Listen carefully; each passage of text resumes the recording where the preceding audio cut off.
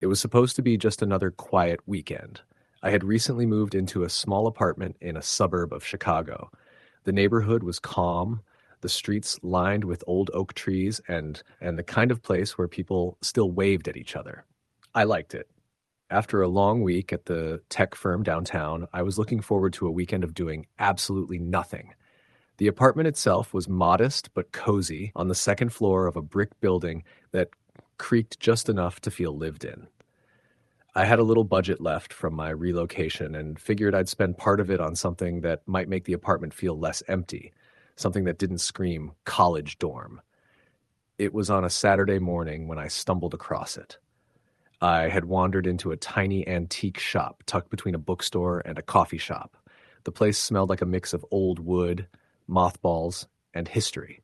Shelves sagged under the weight of knickknacks, glass bottles, and faded photographs. At first, nothing really caught my eye until I noticed a small wooden doll sitting on a dusty shelf near the back. It had a roughly carved body, painted with dull colors that had chipped over the years. Its eyes were dark and shiny, almost unnervingly lifelike, and the painted smile looked slightly off, like it was too wide for its face. The shopkeeper noticed me staring. "Ah, that's a Labubu?" he said casually, as though mentioning the weather. "Came all the way from Indonesia, supposed to bring protection, or sometimes mischief." He chuckled, but there was a hint of seriousness in his eyes. "They're tricky. People either love them or regret them." I laughed nervously, not knowing what to make of him. "I guess I'll take the risk," I said, partly joking, partly drawn to the strange doll's unsettling charm. He wrapped it carefully in brown paper and handed it to me with a warning. "Don't ignore it. It likes attention. Talk to it, or it'll find ways to talk back." I nodded politely, but inside I thought he was just selling me a story. At $45, it seemed like a harmless investment. When I got home, I set the doll on a small shelf by the living room window. I went about my evening normally, cooking spaghetti, watching some mindless sitcoms, and scrolling through social media. At some point, I glanced over at the doll. For a brief second, I could have sworn it was facing me. My heart skipped a beat, but when I looked directly, it was sitting just as I'd left it, eyes staring blankly out the window. I shook my head, laughed at myself, and told myself it was just shadows playing tricks. That night, I slept uneasily. Around 2 a.m., I woke up to the sound of faint scratching. My apartment was quiet otherwise, no street noise, no neighbors yelling, just the occasional hum of the refrigerator. I froze in bed, listening. The sound came again, soft but deliberate, almost like nails against wood. My first thought was the cat I didn't own. My second was some kind of rodent. I got out of bed cautiously and flicked on the light. The scratching stopped immediately. I spent the next hour checking every corner of the apartment. Nothing. No signs of pests, no open windows, no cracks where something could crawl in. I finally went back to bed, brushing it off as my imagination. But that night, I dreamt of the doll. Its painted eyes glimmered, and its mouth stretched wider than possible. It whispered my name over and over until I woke up screaming. Over the next few days, things started to get stranger. At first, it was small stuff. I would leave the apartment and return to find the doll in a different position. Once it was on the kitchen counter when I was sure I had left it on the shelf. Another time, it faced me when I came home, though I was certain it hadn't been. I tried rationalizing. Maybe the wind moved it. Maybe I moved it subconsciously. But deep down, a creeping unease settled in. I started noticing other things too. Objects would go missing. Nothing valuable, just random things like my keys, a pen, or a mug. I would find them later, sometimes on the floor, sometimes placed neatly in a cupboard. The first few times I laughed it off. But the pattern grew impossible to ignore. Things weren't just disappearing, they seemed to be staging themselves. One night, I sat on the couch, staring at the doll, trying to summon courage to, I don't know, confront it? "I don't know what you want," I whispered. "I don't even know if you're real." The air in the room felt heavier. The lights flickered once. Then I swear I saw the Labubu tilt its head just slightly, in a way that no doll should be able to. My stomach dropped. I wanted to grab it, throw it out, burn it, anything, but my hands were frozen. I kept staring until the air seemed normal again. By the end of the week, my life was consumed by little horrors. I'd hear whispering when the apartment was empty, doors creaking even though I'd locked them, the faint smell of incense that seemed to follow the doll around. My friends started noticing it when they came over. "That doll freaks me out," my coworker Sarah said bluntly, staring at it over coffee. "I don't even know why." The first truly terrifying night came a few weeks after I brought the Labubu home. I was lying in bed, phone in hand, scrolling through emails when I felt a cold pressure on my chest. I sat up suddenly, gasping, and the doll was on the floor beside my bed. I didn't leave it there. I had left it on the shelf. My pulse raced. I picked it up and it felt heavier than it should. Its painted eyes glinted in the dim light, and I could swear they looked angry. I tried reasoning with myself again. "It's just a doll," I muttered. "It's wood and paint. That's it." But as I put it back on the shelf, I heard it whisper my name, not in my head, but aloud, soft, like a breath against my ear. I stumbled backward, falling against the wall. My phone slipped from my hand and shattered on the floor. I didn't sleep that night. I didn't dare close my eyes. I sat in the living room, flashlight in hand, watching the doll. It didn't move, at least not while I was looking. Over the next few weeks, the doll's activity intensified. Sometimes I'd wake up to find it sitting on my chest, staring at me. Sometimes the lights in the apartment would flicker in sequence, almost like Morse code, though I never understood the message. I started locking my bedroom door at night, barricading it with a chair, only to wake up and find the chair moved, the door slightly ajar, and the doll sitting on my pillow, smiling too wide. I reached a breaking point one Thursday evening. I had invited a friend, Mark, over to help me deal with it. I told him everything, the moving doll, the whispers, the objects staging themselves. He was skeptical, but he agreed to stay over for a night to see what would happen. We stayed up until 2 a.m., talking, joking, trying to distract ourselves. Then it started, a low hum coming from the corner of the living room. The doll was on the shelf, perfectly still, but the hum grew louder, almost vibrating through the floor. My heart thumped in my chest. I pointed at it. "Stop! Stop it!" Mark froze, eyes wide. "Do you hear that?" I nodded, unable to speak. Then the doll moved. Its tiny legs swung over the edge of the shelf. Its arms raised slowly, deliberately, like it was reaching for something. Mark screamed and ran to the door, but I grabbed his arm. "Don't leave," I yelled. "It likes attention." The doll fell to the floor. It didn't shatter or make a sound. It just sat there, head tilted.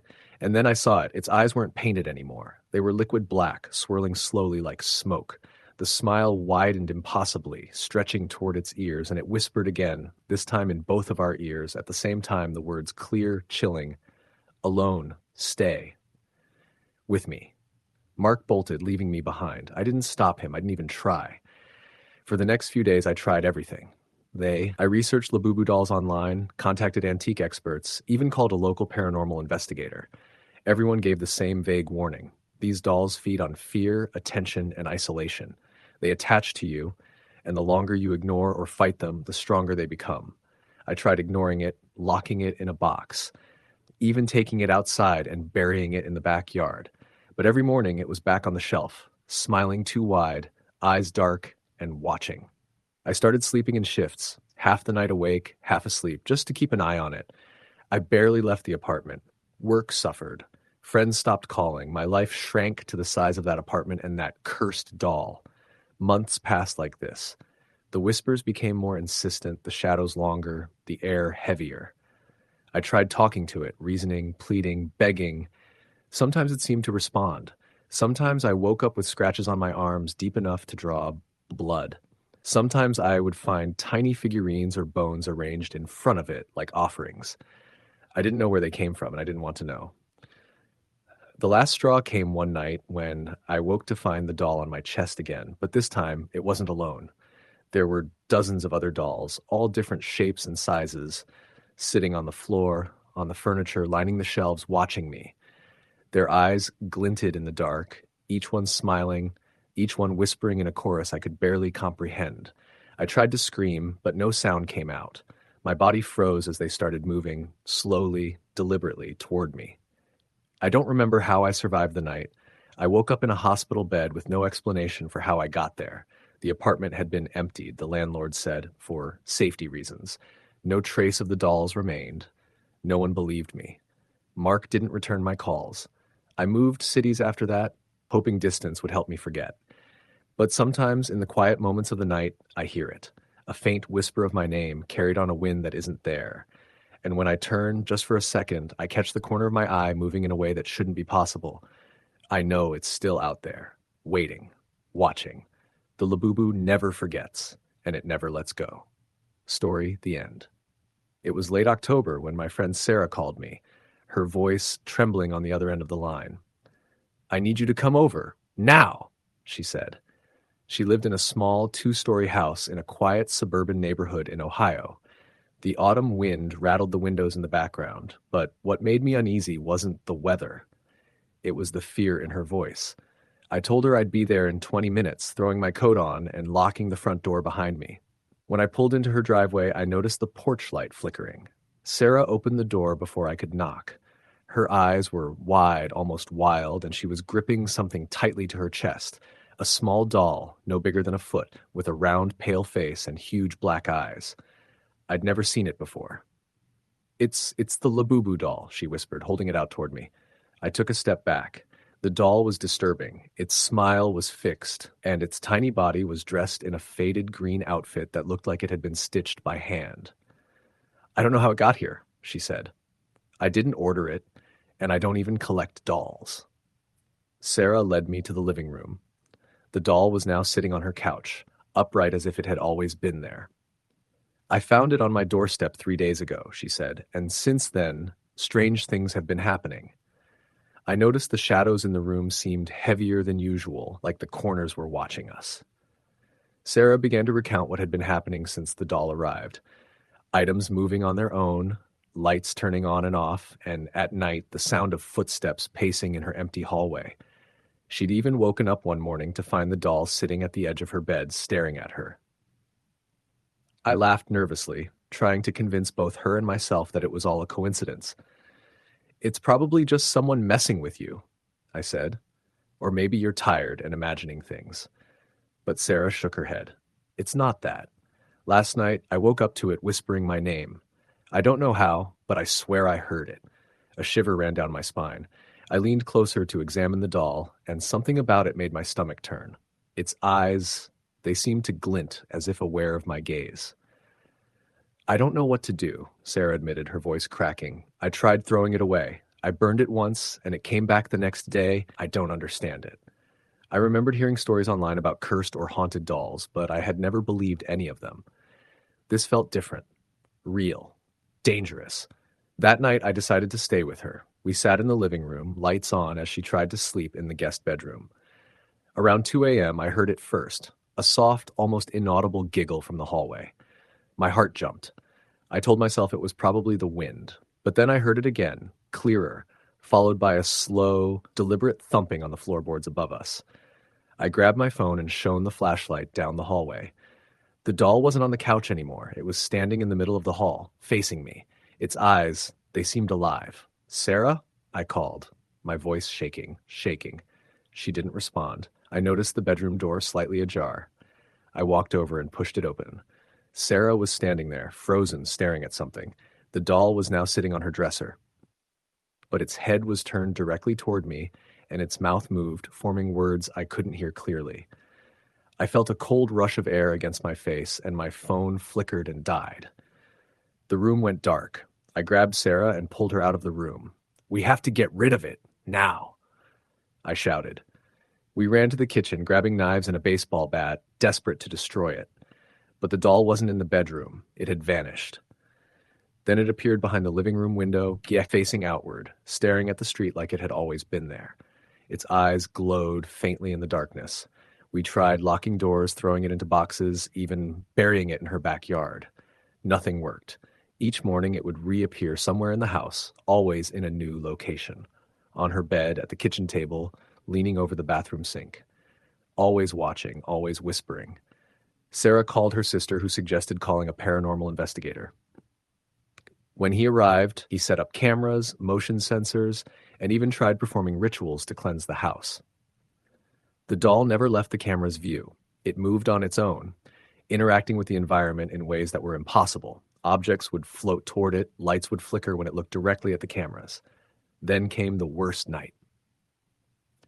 I was staying over again, and the doll was sitting on the stairs, smiling. At midnight, the entire house shook. The walls creaked as if they were alive, and the doll began moving faster than any human could. It ran up and down the stairs, through the hallways, sometimes disappearing, sometimes appearing. We were trapped, paralyzed with fear. Suddenly, Sarah screamed. I turned to see her lying on the floor, convulsing, her eyes rolled back. The doll stood on her chest. I grabbed the bat and swung, hitting it, but it passed right through as if it were a shadow. The moment it touched her, she stopped breathing. I yelled, trying to drag her away, but it lifted her lightly, almost effortlessly, and floated toward the ceiling. I closed my eyes, praying. When I opened them, she was on the floor again, breathing, eyes wide with terror. The doll was gone. We didn't speak for hours. After that night, Sarah moved to another state. She called me once a month, always whispering, saying the doll had followed her. No matter where she went, it appeared. In her new apartment, yeah, in her car, even on the doorstep of her work. I tried to convince her to call someone for help. Paranormal experts, priests, anyone. She refused, terrified that bringing anyone else into it would make it worse. She said the doll seemed to feed on fear, and the more people knew, the stronger it became. Months later, I got a call from her. Her voice was calm, almost too calm. It's changed, she said. It doesn't move around anymore. It doesn't whisper, but I know it's watching. Always. I asked her what she meant. She explained that the doll had become part of the house, or perhaps part of her life. It would sit in one place, but if she left it alone for too long, she would start noticing strange things. Things moving slightly, shadows shifting, faint laughter in empty rooms. She said she learned to live with it. Not because she wanted to, but because she had no choice. She even named it Labubu and insisted on talking to it sometimes, and in coaxing it not to hurt her. I asked her if it had ever left. She laughed softly, a sound that sent chills down my spine. No, she said, it never leaves. Not really. I don't know if it's human or spirit or something worse, but I've learned one thing. If you fear it, it thrives. If you accept it, it tolerates you. That's all I can do. Months passed. I stopped visiting, too scared to see it for myself. Sarah's calls became less frequent, and when I finally called her one evening, the number was disconnected. I tried looking her up, and it seemed she had vanished without a trace. Her apartment was empty, no forwarding address, no belongings, except for the small doll sitting in the middle of the living room, staring directly at the door. I moved shortly afterward, but I can't shake the thought that it might follow. That somewhere in someone else's house it could be sitting silently, waiting, watching, and if it ever chooses to come to me, I know I wouldn't be able to stop it. I saw a news article a few weeks ago about a woman in Cleveland reporting a haunted doll that had appeared on her doorstep. The description matched Sarah's exactly. Round, pale face, large black eyes, small green outfit. The article said she had thrown it in the trash, burned it, and yet it always returned. I know it was Labubu. I know it's still out there, moving silently from house to house, choosing its next victim. And the most terrifying part is knowing that there's nothing you can do to escape it. No ritual, no prayer, no lock on the door. The moment it decides you're its target, it will find a way in. I keep my doors locked now, but I don't sleep well. Sometimes I hear soft whispers when I'm alone, tiny giggles that seem too close to the bed, too human, shadows move in the corners of my eyes, just out of reach, and I know, deep down, that one day, Labubu will come for me. There's no reasoning with it, no bargaining, only the cold certainty that it's patient and it's eternal. I thought it was just a doll when I first saw it, but now I understand. Labubu isn't a toy, it isn't an object.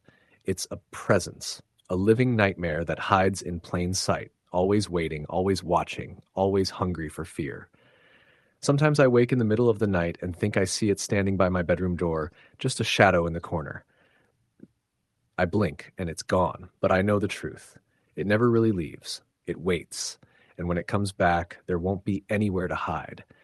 I can hear the faintest sound now as I write this, like tiny footsteps on the floorboards behind me. My breath quickens. I don't dare turn around. I know if I do, I'll see those eyes. And I know I'll never be able to forget the way they looked, glowing softly in the dark, peering into my soul, knowing my deepest fears before I even speak them aloud. I've tried to warn others. I've left messages online, obscure posts in forums, hoping someone will read and understand. But the truth is, most won't believe it until it's too late. Until Labubu is standing in their hallway, smiling that same twisted smile and whispering their name in the dead of night. I've stopped answering the phone when strange numbers call. I don't pick up packages that arrive unexpectedly. I never look out my windows at night. Every creak of the floor, every flicker of light, every shadow at the edge of my vision sets my nerves on fire. And I know it's testing me, watching, learning. Some nights I think I can hear it giggling outside my door, just waiting for me to lower my guard. The thought of its return is unbearable, yet I can't stop thinking about it. I know that when it comes, there will be no escaping. And maybe that's why I keep these lights on, why I sit awake, why I don't sleep. Because one day, it will appear. And I will know without a doubt that Labubu has chosen me. Story the end. It started innocently enough, the way most terrifying things do. My sister Claire had always been a collector of oddities. She loved things that gave her a thrill without the commitment of a haunted house or the danger of spelunking through abandoned buildings. Her apartment in Chicago was full of curiosities, taxidermy animals that weren't quite lifelike, masks from cultures all over the world, tiny trinkets in glass cases, and on a particularly prominent shelf in her living room, a Labubu doll. It wasn't unusual for her to pick up obscure items from her travels, but this one was different. There was something in the way it sat, upright and poised, staring with those wide black glass eyes as if it had always been there, watching. Claire had gotten it at a small antique shop tucked into an alley near Wicker Park. The place smelled faintly of mothballs and incense. The shopkeeper, an older woman with a crooked smile, insisted that the doll had belonged to a family in New Orleans and that it had a personality. Claire laughed it off, joking about the doll being possessed or a conduit for spirits, but she still bought it. She loved that sort of dark charm. I remember the day she brought it home. The apartment felt colder than usual, and I remember thinking how absurd that was until the doll's glassy eyes seemed to flick in my direction as I unpacked groceries. I chalked it up to imagination. At first, nothing happened. The doll just sat there, and we joked about it like anyone would with a creepy collectible. But then Claire started noticing things. Small, odd things that seemed easy to dismiss. The doll would be in a different spot than she left it, or the light above it would flicker whenever she walked past. At night, she swore she could hear faint whispers, so quiet she could barely make out words. She said it sounded like a child speaking, but in a language she didn't recognize. I told her she was imagining it. She insisted she wasn't. Then, the dreams started, both of us, though not at the same time. I remember waking up one night drenched in sweat after dreaming I was standing in her apartment, except the walls were bleeding a dark, thick substance, and the doll was crawling across the floor, head tilting in impossible ways. It whispered my name. I jumped up, convinced it was real, and ran into the living room. Claire was asleep. The doll sat where it always had. I told myself I had a nightmare and went back to bed, but my sleep that night was restless, haunted by a sense of being watched. Claire's experiences escalated faster than mine. She began noticing scratches on the walls near the shelf where the doll rested. Once, she found the doll sitting on her bed even though she had left it on the shelf. She insisted she didn't move it, and I started to notice the patterns. It was always facing her when she woke up, staring straight at her. One night she swore she saw it blink. We tried rational explanations. Maybe she was sleepwalking. Maybe I was misremembering where it had been. But then the doll's influence started extending beyond the apartment. Claire's friends who stayed over reported unsettling feelings. Cold drafts, a pressure in the chest, and in one instance, a friend claimed to see the doll's head turned toward them when no one else moved it. The most disturbing incident happened when Claire's cat, Pepper, vanished. Pepper was an indoor cat, cautious, and never wandered off. One morning, she was gone. We searched everywhere, calling the neighbors, checking shelters, posting online. Then, on the doll's shelf, smeared in dark, rusty streaks, were paw prints. Not just any paw prints, but prints that looked clawed, like something had scratched desperately at the doll before disappearing. We never found Pepper. The more time passed, the worse it became. Claire began keeping a journal. She documented every strange occurrence, items moving, whispers, fleeting shadows. She tried leaving the doll outside, but it would always reappear, sitting back on its shelf as if nothing had happened. Friends told her to burn it, to get rid of it, but she couldn't. She said she felt an obligation, a strange pull to care for it, even as it terrified her. The real terror began the night I stayed over alone. Claire had to work a night shift, and I figured it was a perfect chance to see if the doll was truly dangerous or just a coincidence. Around 2 a.m., I heard the whispers. Faint at first, then clearer, like it was right beside me. I froze, convinced my imagination was spiraling, but the doll's head had shifted. Its glassy eyes glinted in the moonlight, following me. I could feel a weight pressing down on my chest, like someone was standing there, unseen, leaning on me. I tried talking to it, saying it was just a doll, nothing more. The whispers stopped briefly. Then came the scratching, low and urgent, like nails against wood all along the floor and walls. I turned on every light. The doll sat there, seemingly innocent, but I could feel it observing, calculating, and then I saw it. A thin, dark smear, almost like a shadow, creeping from beneath its base. I screamed and ran from the apartment. I didn't go back for days. Claire called me constantly, desperate, but I was too shaken. When I finally returned, the apartment looked normal, but the doll was gone. She said she hadn't moved it. The shadows in the corners seemed to stretch toward us, and the whispers became louder when we were together. Claire cried as she recounted seeing it move on its own, sometimes climbing to high shelves, sometimes appearing in the kitchen, staring at her while she cooked. One night, in sheer desperation, we tried to communicate with it. We asked questions, expecting nothing, but the answers came in subtle movements, nods, tilts, and even the whispering that responded in short bursts. It wasn't malevolent in the way a demon might be, but it was alive in a way that defied explanation, and it had demands we could not ignore. Then things escalated beyond our control. My car tires were slashed repeatedly, and each morning I would find tiny black smudges across the windshield, like fingerprints from something very small but impossibly strong. Claire's apartment would get colder and colder, regardless of the furnace, until she started leaving candles burning all night, though they seemed to dim when she got too close to the doll. Claire began losing time. She would go to bed and wake up hours later with no memory of what had happened, and in that time the apartment would be rearranged subtly, books stacked oddly, chairs slightly turned, objects not where they should be. We considered calling a psychic, but Claire feared involving outsiders would anger the doll. Our lives became consumed with it. We couldn't go out together for long without coming home to find it moved or some strange mark appearing somewhere. I remember walking into her apartment one evening and seeing it sitting at her kitchen table, head tilted toward me. A piece of paper in front of it. On it was a single word written in a scrawled, childlike script: leave. We took it seriously, but didn't know where to go. We had no home of our own that felt safe. The doll's presence became more assertive. It didn't just watch us, it influenced the environment. Lights flickered at its whim, sounds echoed from nowhere, and the sense of being followed never left us. Once Claire awoke to find the doll on her chest, heavy, its cold eyes fixed on her as though testing her resolve. She screamed and it vanished, leaving her bruised and shaking. We tried research. Labubu dolls, we discovered, were not just toys, they were believed to harbor spirits, often bound by intent.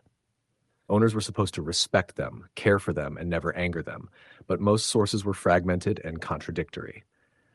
Some said the spirit could become protective, others said malicious, but every account involved paranoia, sleep disturbances, and, in extreme cases, disappearance or death. Months passed. Our friends drifted away, unnerved or tired of the strange occurrences. We were alone, tethered to a small, malevolent entity that was neither fully living nor fully dead. We had accepted a precarious balance, provided attention, respect its whims, avoid angering it, and in exchange, it didn't directly harm us, though our mental state deteriorated daily. The breaking point came on a rainy night. The apartment lights cut out completely, thunder echoing, the wind rattling the windows. I found Claire crouched on the floor, murmuring words I didn't understand, staring at the doll. Its eyes glowed faintly in the darkness, unnaturally. The whispers were deafening. Then the doll began moving quickly, faster than anything humanly possible, climbing shelves, turning to face us, darting closer and closer. In a panic, I grabbed it and tried to throw it outside, but my hands passed through it as though it was a shadow. It resisted, shifting weight, a force pushing back against me. We screamed, trying everything, hitting, shouting, even sprinkling salt, but nothing worked. In that moment, I realized we were no longer in control. The next morning, we woke to find the apartment untouched, eerily calm.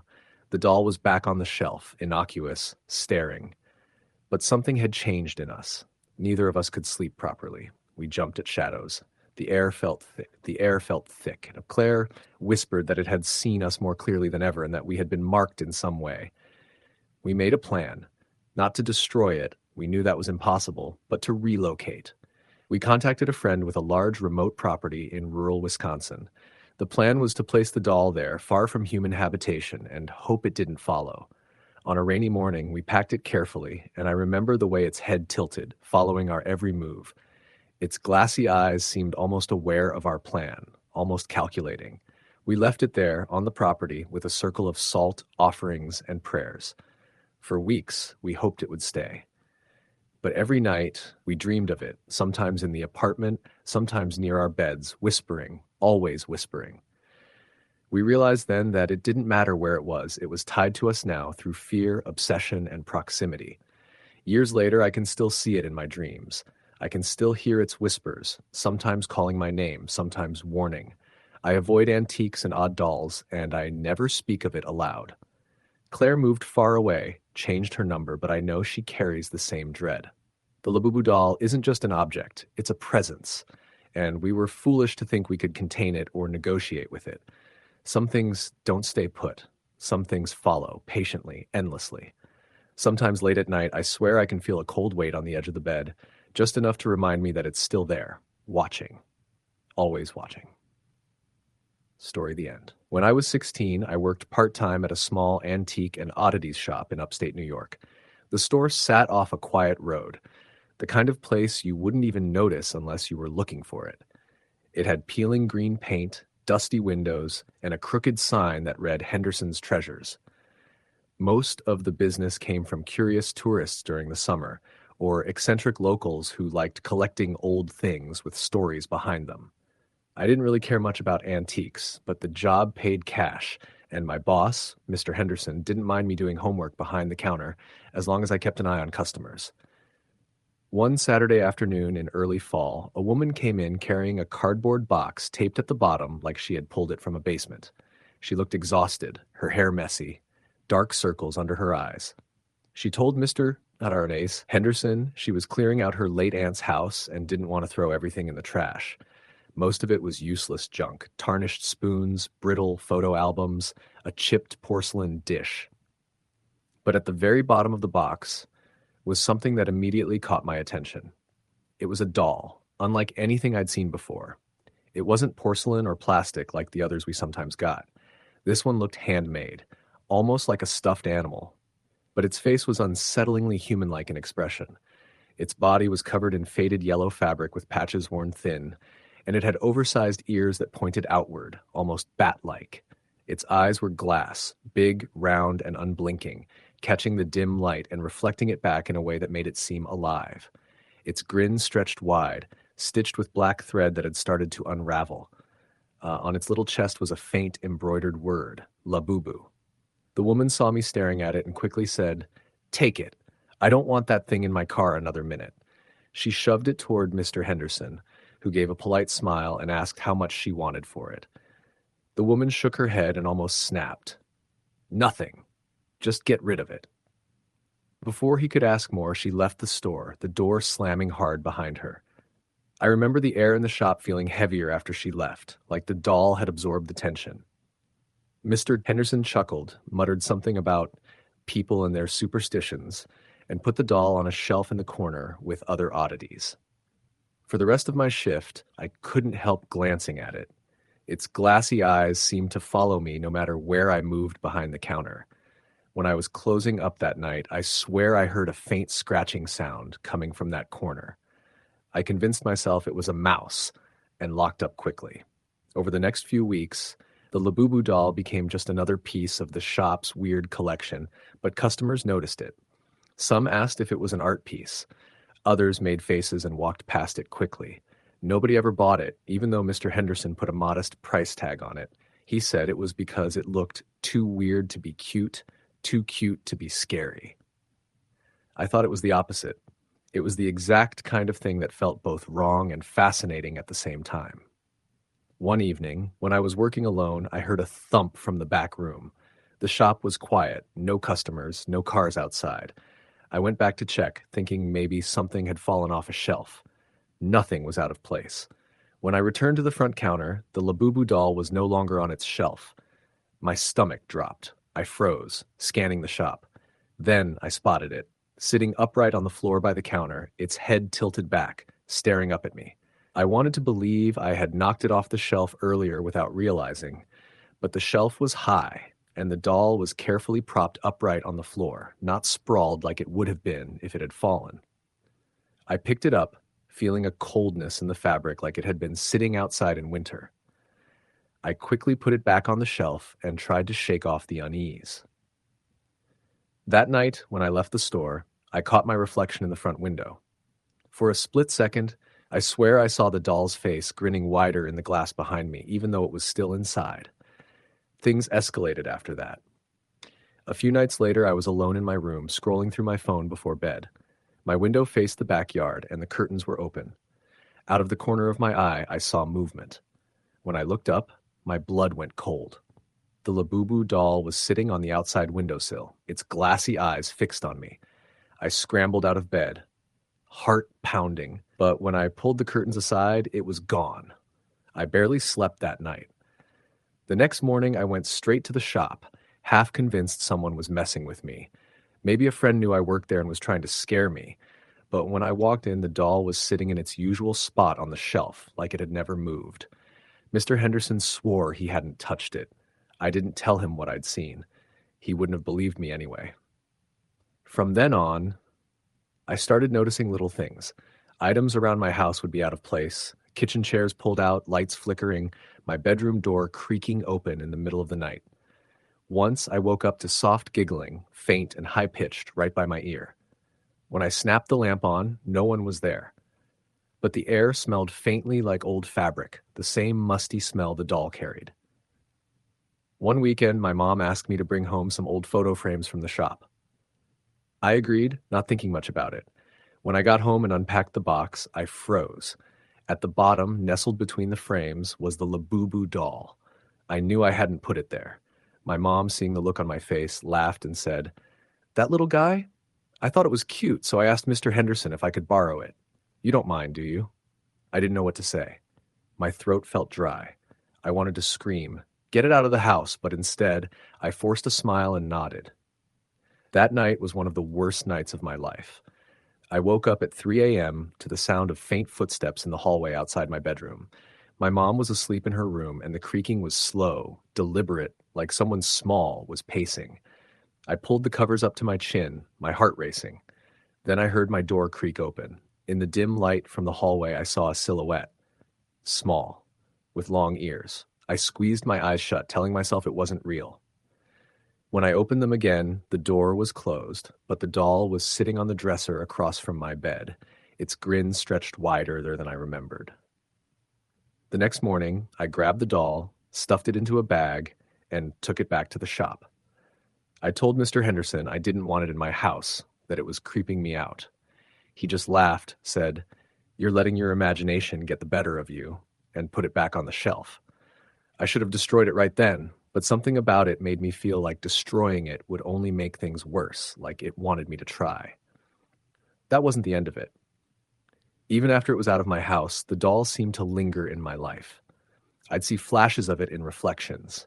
Shop windows, car mirrors, even my bathroom mirror once. At night, I'd hear faint scratching under my bed, or the sound of fabric dragging across the floor.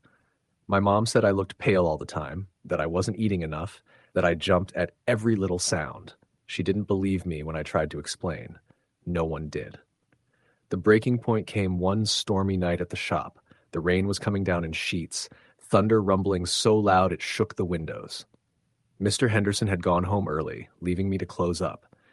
As I was counting the register, the lights flickered and went out. The store plunged into darkness, lit only by the occasional flash of lightning. I grabbed a flashlight and turned toward the shelves and nearly dropped it. Every single shelf was empty. Every item, every trinket, gone, except for the Labubu doll. It sat on the middle of the floor, perfectly upright, its glassy eyes catching the beam of my flashlight. Its grin looked impossibly wide now, stitches stretched like they might snap. I stumbled backward, shaking, and the flashlight slipped from my hands, clattering to the floor and rolling. In that split-second beam before it settled, I saw shapes in the shadows, small figures, dozens of them, crouched low, their eyes glinting like glass. They looked like versions of the doll, twisted and varied, some with longer ears, some with torn faces, all grinning. When the flashlight stopped rolling, the beam landed back on the single Labubu doll, sitting alone in the middle of the floor. Everything else was back on the shelves, untouched. I ran, I didn't lock up, didn't care. I sprinted into the storm and didn't look back. I quit the job the next day and refused to step foot in that shop again. A few months later, I heard the store had closed suddenly. Someone said Mr. Henderson had gone missing. No trace of him, just vanished. When police cleared the place out, they supposedly found the shop empty, completely empty.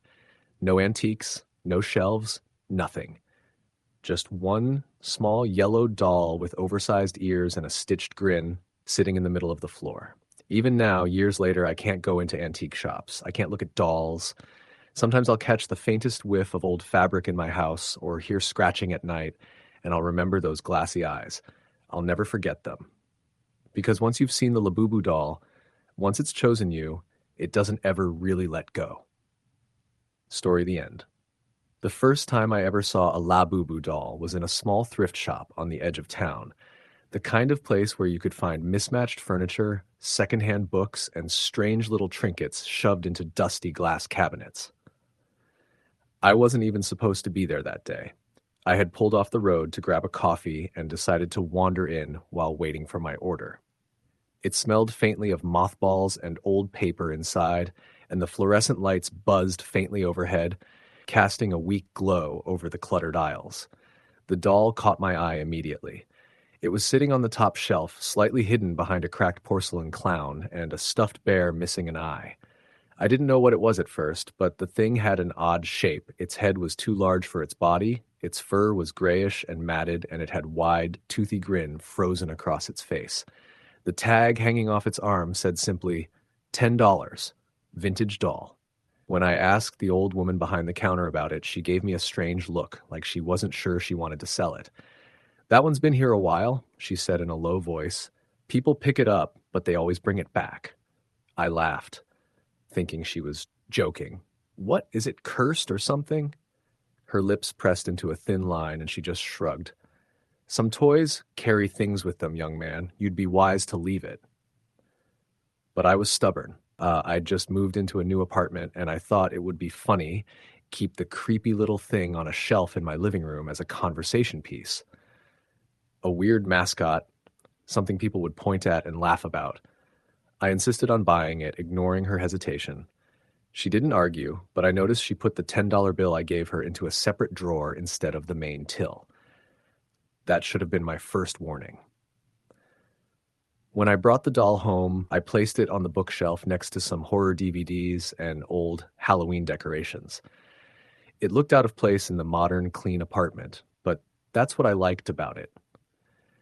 Its grin was strange, not quite friendly, but not entirely menacing either, like it was amused by something I couldn't see. That first night, I didn't think much about it. It wasn't until the second night that I started noticing things.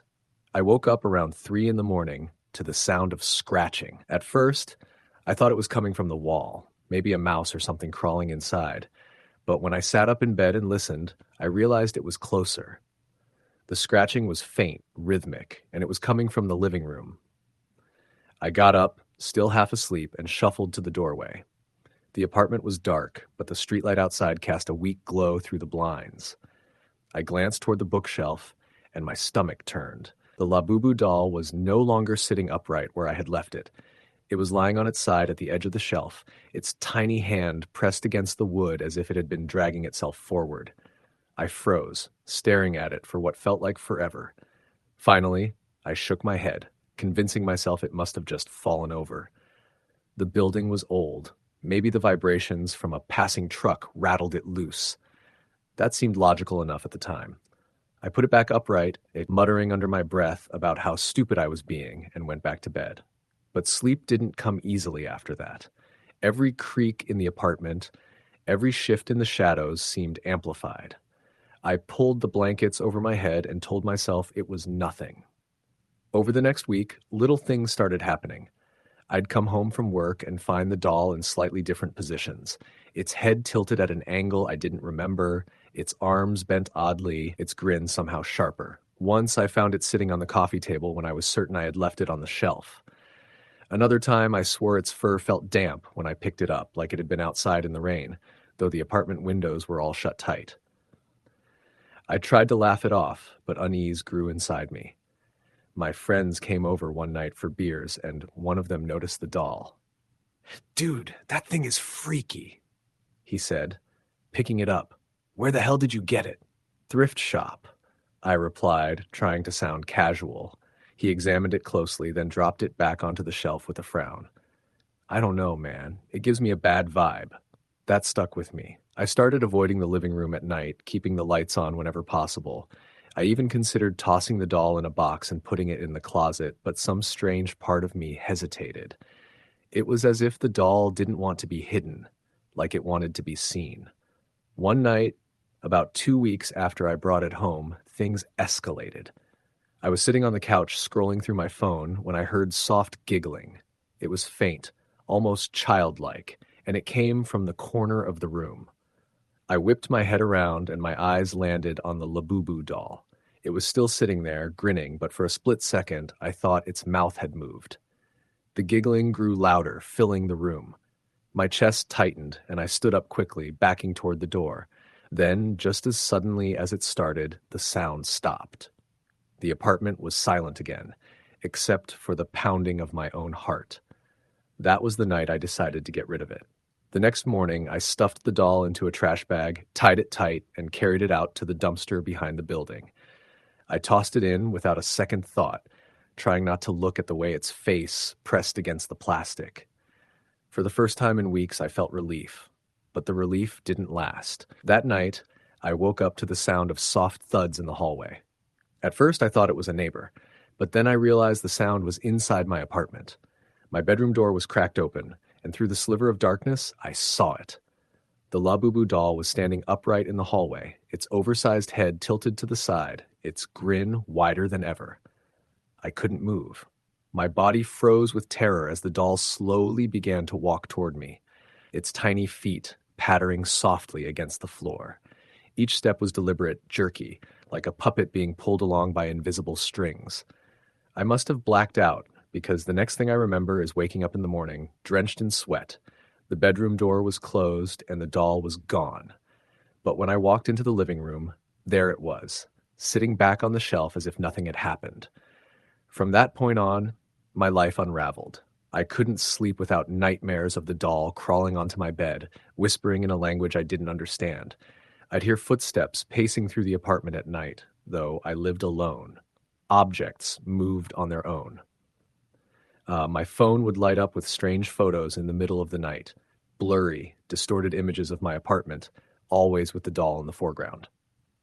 I tried to throw it away again, this time driving it out to a remote field miles from town. I left it there and sped off, heart pounding. But the next evening, when I returned home, it was waiting for me on the couch. I stopped inviting people over. I stopped answering calls from family. My coworkers noticed I looked pale and exhausted, but I couldn't tell them the truth. Who would believe me? One night, after weeks of torment, I snapped. I grabbed the doll, stuffed it into the oven, and turned the heat up as high as it would go. I watched through the glass as the fur blackened, the plastic limbs melted, and the grin distorted into something monstrous. Smoke filled the apartment and the fire alarm blared. But when I opened the oven door to check, the doll was gone. The apartment reeked of burned plastic, but the tray was empty. I fell to the floor, shaking, tears streaming down my face. I didn't know what to do anymore. The last straw came a few nights later. I woke up to the sound of breathing, heavy, raspy breathing coming from right beside my bed. I turned my head slowly, and there it was. The Labubu doll was inches from my face, its glassy eyes staring into mine, its grin stretched unnaturally wide. Its tiny hand rested on my chest, pressing down, holding me in place. I screamed, but no sound came out. My body was paralyzed. The doll leaned closer, its teeth glinting in the darkness. Then, in a voice that sounded like a chorus of children whispering in unison, it said my name. The next morning, my neighbor knocked on my door, complaining about noise during the night. I barely answered. I was too shaken, too broken. I don't know how much longer I can live like this. The doll is always here now. It doesn't matter where I put it, how I try to destroy it. It always comes back. Sometimes I find it sitting on the kitchen counter, other times at the foot of my bed. Lately, I've started seeing it in places it couldn't possibly be, at work, in the reflection of windows, even in my dreams. And every day, its grin grows wider. I'm writing this down because I don't know what else to do. If anyone finds this, know that I tried. I tried everything, but the Labubu doll doesn't let go. It follows, it watches, it waits, and tonight as I sit here typing, I can hear it behind me. Its tiny feet are padding softly across the floor. Story the end. It was one of those gray, overcast afternoons in early October when Emily first noticed the ad on a small local marketplace app. Labubu doll, unique collectible, slightly worn, needs a good home. She had been scrolling through the app while sipping lukewarm coffee, feeling the creeping boredom of an empty weekend. She paused at the photo. The doll was small, barely a foot tall, with a porcelain-like face and oversized button eyes that seemed almost too expressive. Its clothes were frayed and faded, but there was a peculiar charm about it. Something in her gut told her it was more than just a vintage item. She tapped the message icon and sent the seller a casual inquiry. Is it still available? By the next day, the seller had responded. He was an elderly man who claimed the doll had been in his family for decades, passed down through generations. He was upfront about the doll's quirks. People say it's, well, unusual, he wrote, but I think it's harmless. Just has a personality of its own, I guess. No returns, though. Emily chuckled at the wording, but felt a chill run down her spine. Still, her curiosity won over hesitation. She agreed to meet him later that evening in a small coffee shop near the outskirts of town. When Emily arrived, the man was already seated, a small, dusty box at his feet. He opened it slowly, revealing the doll in all its unsettling charm. Its stitched mouth curled into a faint, almost knowing smile, and its eyes caught the dim light in a way that felt deliberate, as if it were watching her. "She's all yours," the man said. "I hope she finds a good home with someone who appreciates her." The drive home felt longer than usual, the roads slick from a light rain that had started falling. Emily placed the doll on a shelf in her living room, giving it a prominent spot. That night, she dreamed of it. In the dream, the doll sat at the foot of her bed, its eyes impossibly wide, following her every movement. Its head tilted slightly whenever she tried to look away, and it whispered something she couldn't understand. Emily woke with a start, the first streaks of morning light coming through the blinds.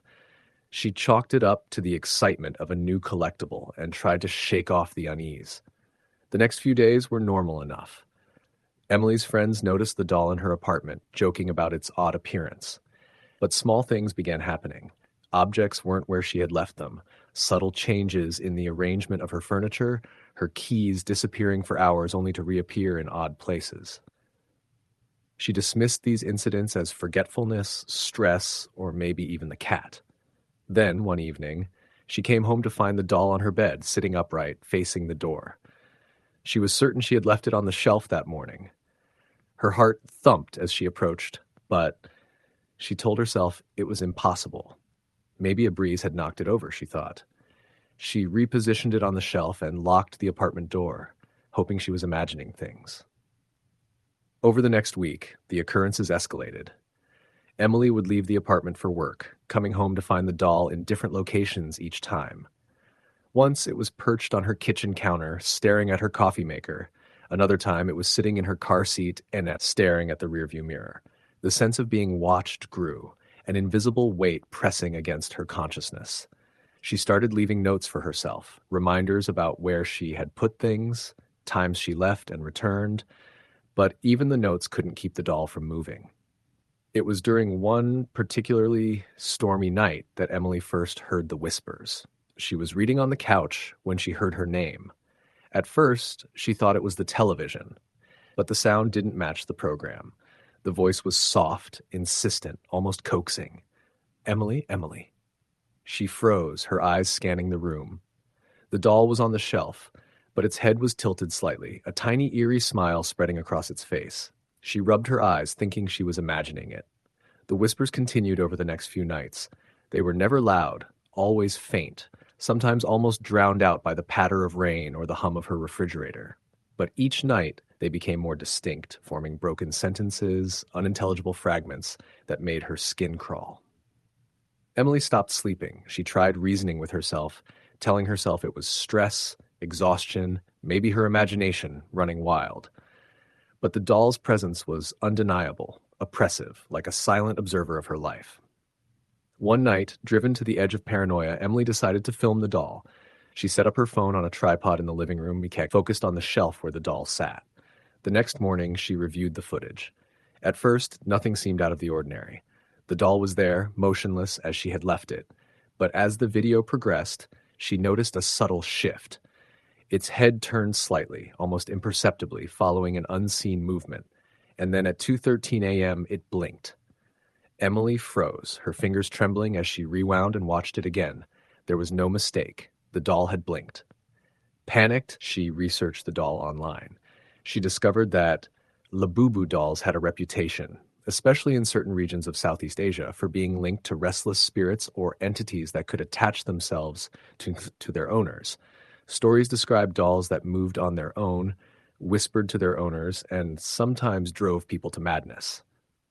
Emily felt a cold dread settle in her chest. She realized she might have brought something malevolent into her home. Her first instinct was to get rid of it.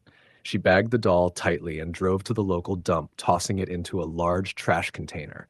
But the next morning, she found it sitting on her kitchen counter, damp from the rain, its stitched smile seemingly wider, almost triumphant. Fear gripped her like a vice. She tried leaving it at friends' houses, mailing it to distant relatives, even burying it in the woods outside of town, but no matter what she did, it always returned. Sleep deprivation began to take its toll. Emily started seeing it in corners, in reflections, in photographs she had never taken. Its eyes seemed to follow her everywhere, and the whispers grew louder, more insistent, almost demanding attention. She could barely leave the apartment. Even the idea of stepping outside left her trembling. She started locking doors, blocking windows, but nothing stopped it. One night, she woke to find the doll standing at the foot of her bed. Its button eyes glinted in the darkness, and it whispered clearly for the first time, "Stay." Emily tried to scream, but her voice failed. She reached out to grab it, but as soon as her fingers touched the porcelain skin, she felt a searing pain, as if the doll had burned her hand. Pulling back, she noticed faint red scratches forming on her arms and shoulders. Panic overwhelmed her. Desperate, Emily contacted a local paranormal investigator. He was skeptical at first, but agreed to visit. When he arrived, he immediately noticed the doll and grew serious. He examined the apartment, performing rituals and cleansing attempts, but each time the doll seemed to resist, moving subtly, watching, almost mocking. He told her in a grave tone that some entities latch onto objects and cannot be easily removed, and that Labubu dolls were known to carry particularly stubborn spirits. The investigator suggested extreme measures: perform a binding ritual, isolate the doll in a consecrated space, and avoid direct contact. Emily followed his instructions as best as she could, constructing a small protective circle and keeping the doll contained. But the relief was temporary. The whispers persisted, faintly at first, then louder, more demanding. She began seeing figures in the shadows of her apartment, fleeting glimpses of dark shapes with glowing eyes. The doll, always just out of reach, seemed to orchestrate these hauntings. Emily's friends noticed changes in her behavior. She became withdrawn, anxious, and paranoid. She stopped leaving her apartment except for essentials. The air in her home felt heavy, oppressive, like a storm cloud trapped indoors. She could hear soft footsteps following her at night, objects shifting inexplicably, and the whispers always calling her name. Eventually, Emily realized that the doll had embedded itself into her life in a way she could not sever. She tried everything, from religious ceremonies to moving to a new apartment, but it always found her. The doll was patient, relentless, a constant shadow in her existence. Sleep became a distant memory, and the whispers never ceased, always waiting, always watching. She began speaking to the doll as if it were a living companion, negotiating with it, trying to placate it. In moments of exhaustion and terror, she swore it responded, tilting its head or shifting slightly as though it understood. Years passed. Emily adapted to the presence of the Labubu doll. It was no longer just an object. It was a constant, a silent partner in her life. Friends came and went, some noticing the doll, some pretending it wasn't there. She stopped trying to remove it, stopped trying to fight it. The whispers became a background hum, a part of her daily routine. She learned to live in the uneasy coexistence, a fragile truce with an entity that defied reason, defied explanation. She often wondered about the previous owners, the trail of people who had once possessed the doll. Were they all like her now, forever haunted, forever listening to the soft, insistent whispers of a small porcelain figure that had chosen them? She would never know. But she understood one thing clearly.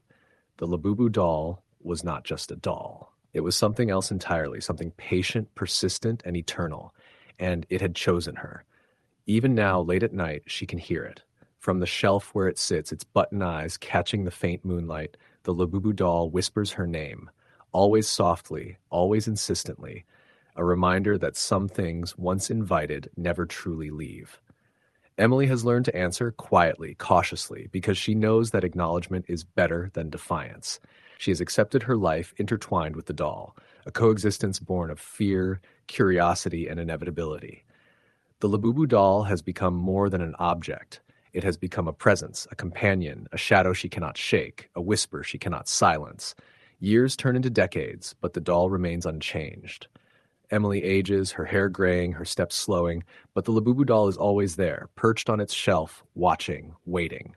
The whispers persist, subtle, unyielding, a constant reminder of the entity that chose her so many years ago. Emily sometimes imagines a world without the doll, a life unbound by its presence, but she knows that day will never come. The doll's patience exceeds human lifespans. Its attachment is absolute. At night, she hears the whispers growing, almost as if the doll is attempting to communicate more urgently. Emily has come to understand that the doll does not just haunt her. It interacts, manipulates, and tests boundaries, a quiet tormentor wrapped in innocence.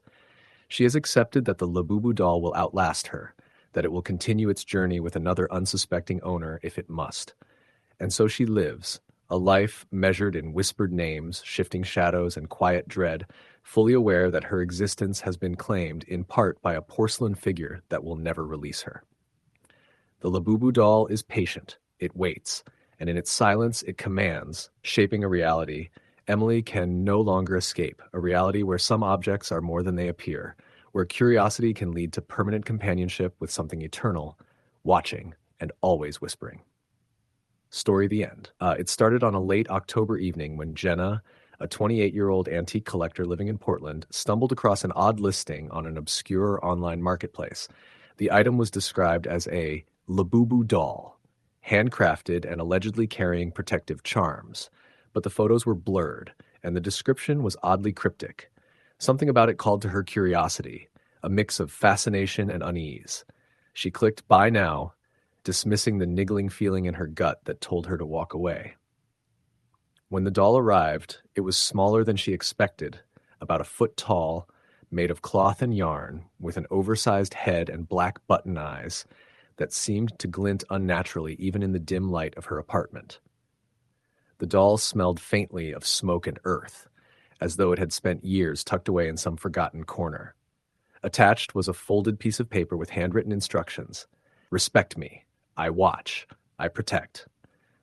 Jenna laughed quietly, thinking it was part of the gimmick, and placed the doll on her bookshelf above the television. The first night, she noticed minor disturbances. Small objects in her apartment seemed slightly out of place. A mug that had been on the counter was on the edge of the table. Her keys, left on the nightstand, were now on the dresser. She blamed herself, thinking she had moved them absent-mindedly, but a cold, Tingling sensation crawled up her spine whenever she glanced at the doll. Its button eyes seemed too focused, too alive. 2 nights later, Jenna woke up to a scratching noise. Her apartment was quiet, the rain pattering softly against the windows. The sound was coming from her bookshelf. She flicked on the lamp and froze. The doll was not where she had left it. It was perched on the floor, leaning slightly against the wall. Her heart raced. She approached it cautiously, convinced she had knocked it over in her sleep. When she picked it up, the doll's tiny head tilted as if it were observing her. A shiver ran down her spine. Days passed and the disturbances escalated. She would leave the apartment for work, only to return to furniture rearranged, dishes in the sink stacked in odd configurations, or her bed made with sheets she didn't remember using. Her friends noticed changes in her demeanor. Jenna had become anxious, sleep-deprived, constantly looking over her shoulder, yet she was strangely attached to the doll. She couldn't bring herself to throw it away, even when she considered it. Something about it felt necessary. One night, she was working late on her laptop when she felt the unmistakable sensation of being watched. The room was dimly lit, with only the glow from the computer screen illuminating her face. Out of the corner of her eye, she saw movement, a shadow shifting near the bookshelf. Her heart thumped violently as she turned her head, and there it was. The doll had moved again. It was closer now, on her desk, its button eyes staring directly at her. A low, whispering sound filled the room, almost unintelligible, like a voice speaking just beneath the surface of hearing. Terrified, Jenna tried to throw the doll into a box and take it outside, but the moment she touched it, a wave of nausea and vertigo struck her. The doll's eyes seemed to bore into her skull, paralyzing her with fear. The whispering grew louder, now forming coherent words. "Do not leave. Do not abandon." Jenna dropped the doll, which fell with a heavy thud, landing upright as though it had intentionally positioned itself. After that night, Jenna's life began to unravel. She started noticing shadows lingering just beyond her peripheral vision. Reflections in mirrors occasionally revealed shapes that weren't her own. Her phone would ring, showing numbers she didn't recognize, but when she answered, there was nothing but static and faint giggling. At work, her coworkers mentioned hearing small knocks on her office door when she was alone, or seeing objects shift slightly when she turned away.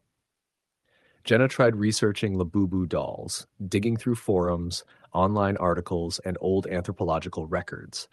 The stories she found were fragmented but terrifying.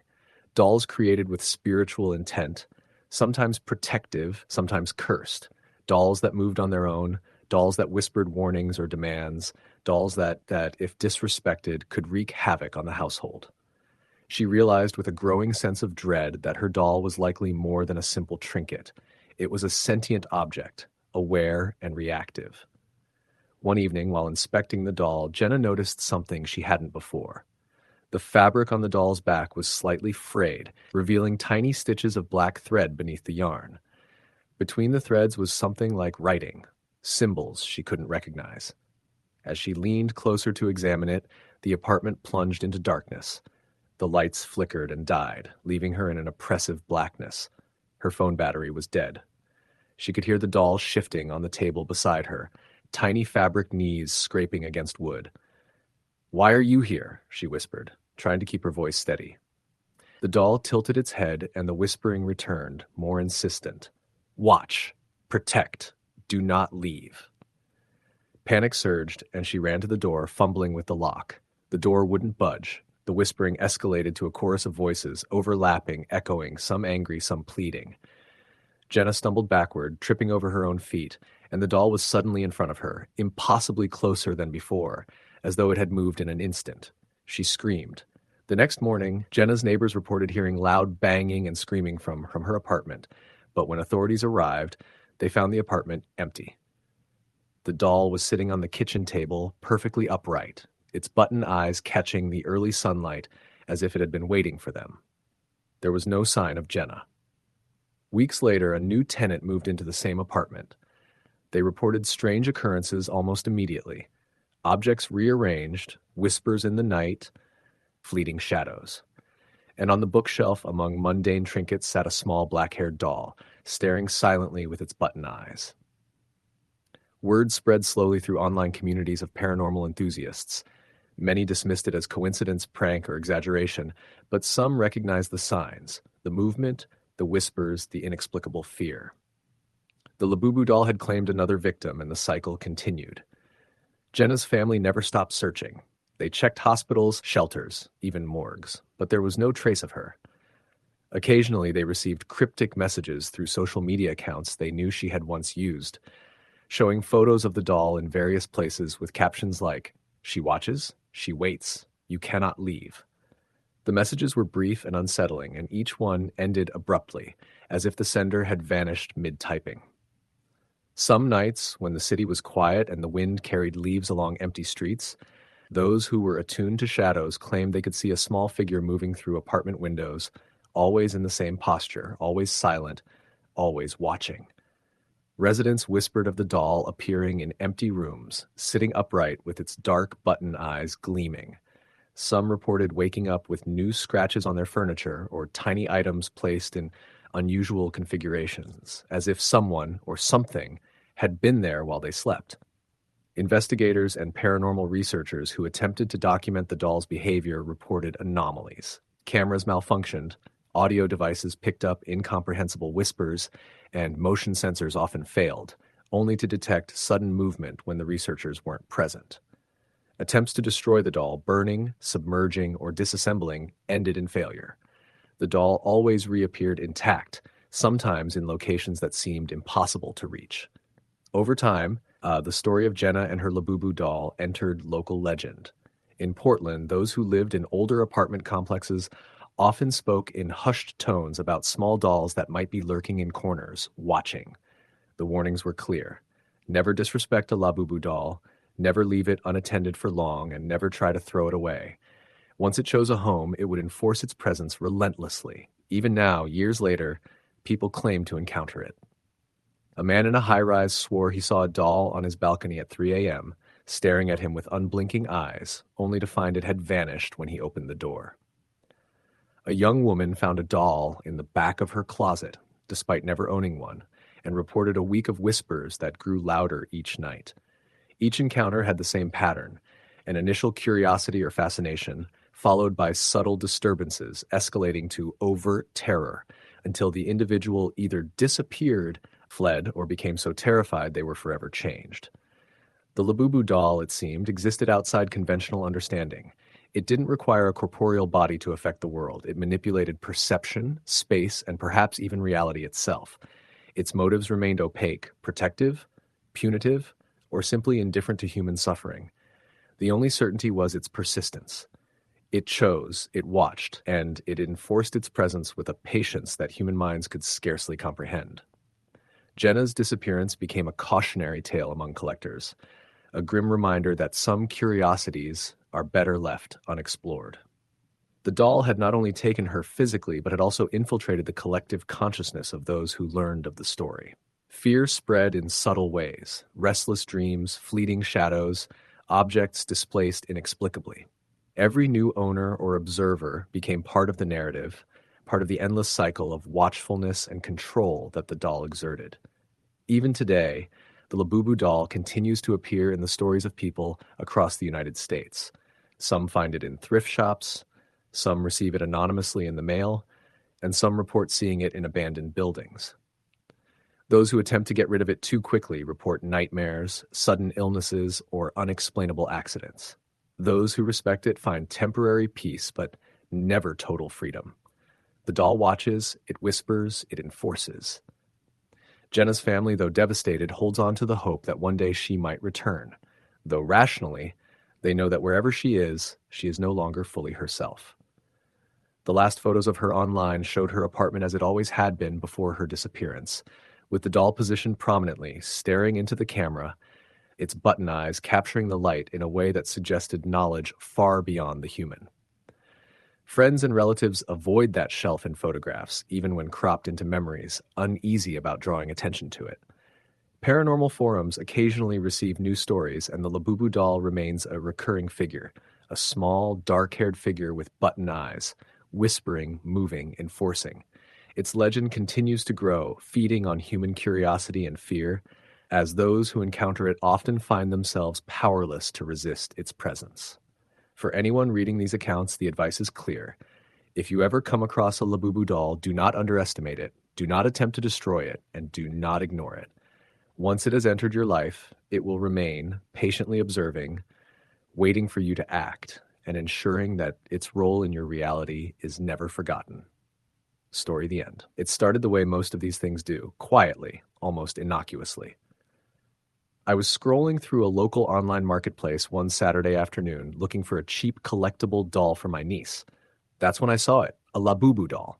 Its appearance was odd, almost unnerving in its simplicity, with round button eyes and a small stitched mouth. The listing didn't have many photos, just one grainy shot, the doll sitting upright on a bed, its tiny arms resting stiffly by its sides. The seller's description was minimal, something like, old Labubu doll, slight wear, perfect for collectors, must pick up. The price was absurdly low, $20. My curiosity got the better of me, and I messaged the seller. Is it still available? I asked. A few minutes later, my phone pinged with a reply. Yes. Can you come by today? The address was in a residential neighborhood a few towns over. I didn't think much of it. I'd been to stranger neighborhoods before. When I arrived, the house looked ordinary from the outside. A weathered white siding, a small porch with potted plants. The door opened before I could knock, revealing a middle-aged woman with unkempt hair and tired eyes. She smiled, but there was something about the smile. It didn't quite reach her eyes. You're here for the doll? She asked. Yes, I said, stepping inside. The air was thick, musty, and smelled faintly of incense. The inside of the house was dimly lit, cluttered with stacks of newspapers, old furniture, and odd figurines on every surface. The Labubu doll sat on a high shelf, small and dark in the corner. I picked it up carefully. Its eyes were glassy, reflecting the dim light, and the fabric felt worn, almost brittle. It's an older one, the woman said. Came from overseas. Been in the family a long time. Some say it's special. I laughed lightly. Special how? Her smile didn't falter. Some dolls, they have a way of watching you. I thought it was a joke, so I shrugged. I'll take it. The transaction was quick, and I left the house with the doll tucked safely in a small shopping bag. On the drive home, I examined it more closely. Its limbs were stiff, and the stitching around its mouth looked uneven, almost hurried. Something about its gaze felt deliberate, though I tried to shake off the feeling. That night, I placed the doll on a shelf in my living room. I told myself I was being silly, that the unease I felt was just because it was new to my home. I made a cup of tea, sat on the couch, and tried to ignore the doll. But every so often, my eyes flicked back to it, and I could have sworn it had shifted slightly from the last time I looked. I chalked it up to imagination. Sleep didn't come easy. Around 2:30 a.m., I woke to a faint creaking sound. My apartment was silent, except for the hum of the refrigerator and the occasional distant car. I sat up, listening. The sound was coming from the living room. Heart thudding, I turned on the lamp. The doll was on the floor. I froze. I had left it on the shelf. There was no possible way it could have fallen on its own. Shakily, I picked it up and placed it back on the shelf. I told myself I must have knocked it over when I got up to grab water earlier. I laughed nervously, a shaky sound, and returned to bed. The next morning, I noticed small changes. The doll wasn't exactly where I had placed it. Slight differences, almost imperceptible. One arm angled differently, its head tilted a little more. I dismissed it, thinking I was imagining things. But over the next few days, the changes became more pronounced. It started small. A chair would be slightly turned, the kitchen door ajar when I was sure I had closed it. Items would move from one counter to another. I tried to rationalize everything. Maybe I was tired, maybe I was forgetting. But then I noticed the doll. Its position, its gaze, it was always slightly different than when I had last looked.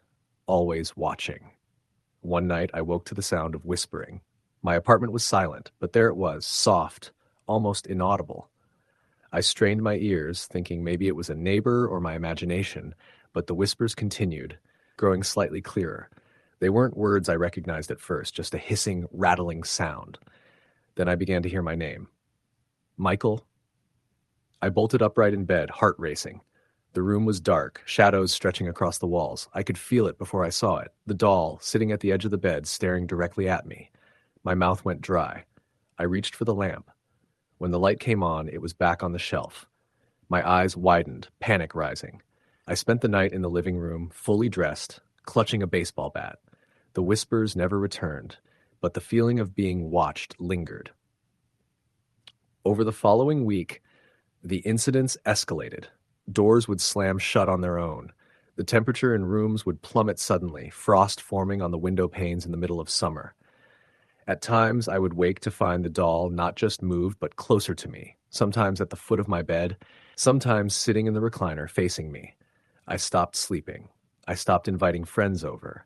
Every creak, every whisper, every shadow in the corner of my eye made me flinch. I tried to research the doll. Labubu dolls were originally created as quirky Japanese collectibles, meant to be cute.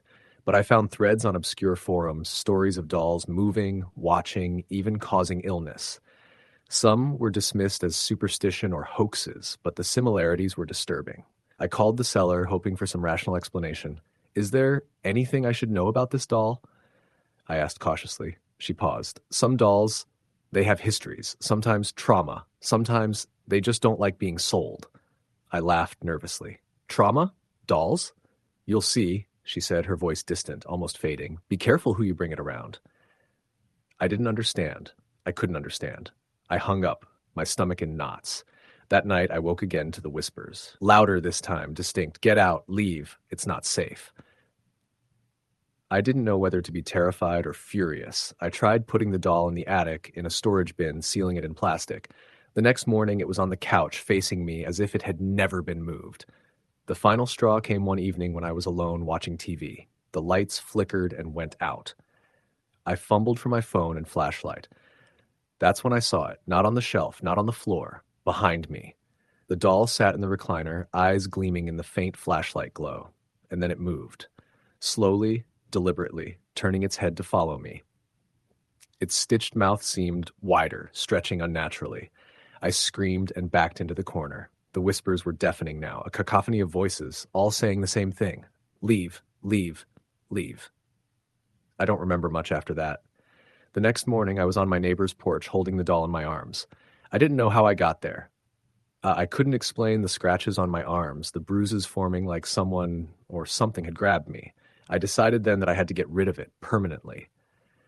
I tried burning it. I tried burying it. I even drove it far out of town and left it in a forest. Every time, it returned. Always back on my shelf, always watching, always whispering. I started to notice other things too. My dreams were invaded by the doll. It appeared in nightmares, in dreams of being chased through dark hallways, always small but impossibly fast. It whispered things I didn't understand, things that made me wake up screaming. The whispering became more coherent over time. "He's watching you. He's coming. You belong to Labubu." I couldn't eat. I couldn't sleep. Friends stopped calling. I stopped calling them. Even the sunlight felt wrong, like the doll's presence dimmed the world around me. One night, I awoke to a new sound. Tapping, coming from every window in the apartment. I turned on every light. The doll sat in the middle of the living room floor, head tilted, but now surrounded by shadows that didn't belong to it, or to anything else in the room. I swear the shadows were moving, writhing, as if alive. I ran. I didn't pack.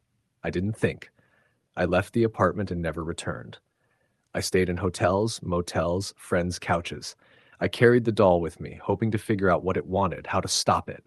Everywhere I went, the whispers followed. Months passed. My life shrank. I slept in cars and public places just to avoid the nightmares. People thought I was losing it. Doctors diagnosed me with paranoia, insomnia, severe anxiety, but I knew what it was. I knew who or what was haunting me. Then, one night, I got a call.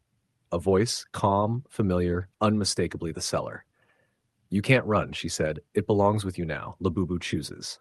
I hung up, shaking, and that's when I realized something I hadn't before. The doll didn't just watch. It observed.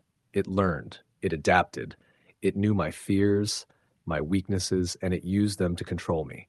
I had no one left, no one to call, no one who would believe me. I tried to throw it away again, but it appeared the next morning in my hotel room, sitting on the nightstand, smiling. I tried destroying it, cutting it, burning it, smashing it. Nothing worked. The whispers never stopped. Sometimes I woke up with scratches on my body I didn't remember getting, or small bruises shaped like hands around my wrists. I don't know what the doll wants. I don't know why it chose me. I don't know if it will ever leave. The only thing I know is that I am never safe.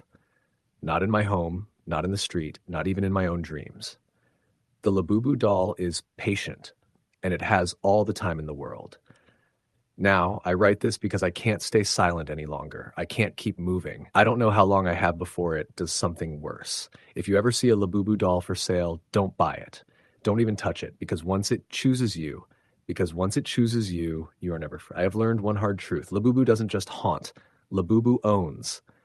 Labubu waits. Labubu watches. And now, I know it's watching me.